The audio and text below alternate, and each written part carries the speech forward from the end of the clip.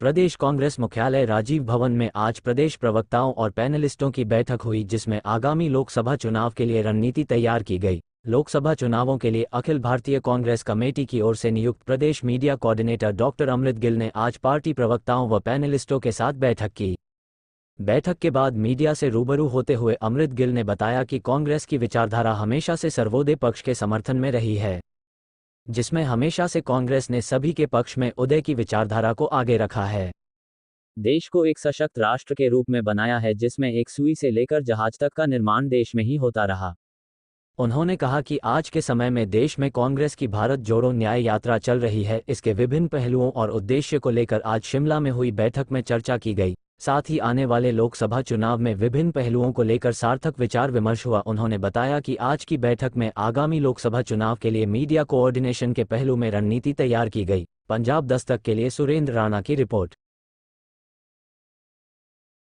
आज देवों की भूमि देवभूमि हिमाचल प्रदेश में मैं आई हूँ।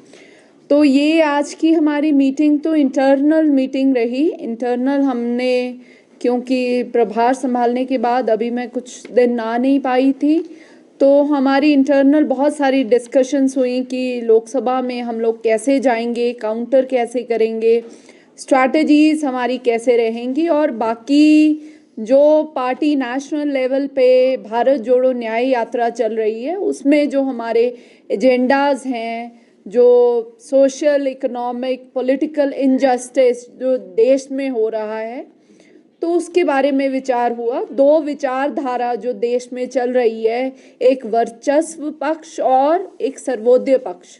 सर्वोदय पक्ष जिसकी हिमायती, जिसको हमेशा कांग्रेस की विचारधारा रही है, सभी का उदय।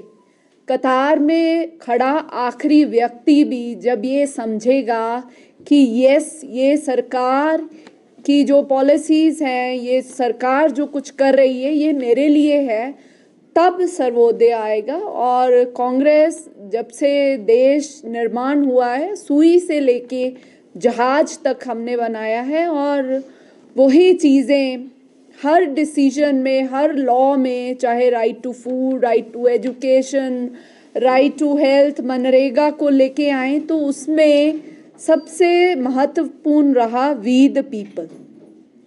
लोग सबसे ऊपर हैं, थे और रहेंगे, और इसी विचारधारा को हम लेके जाएंगे। और जो आज देश के हालात हैं,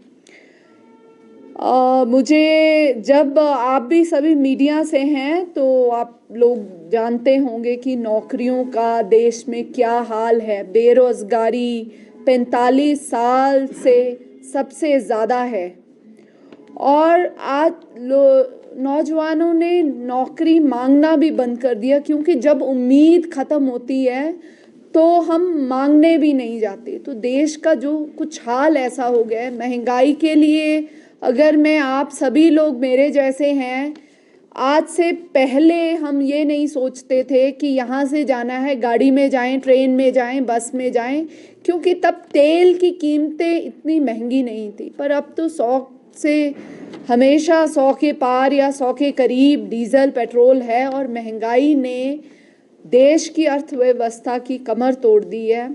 और बाकी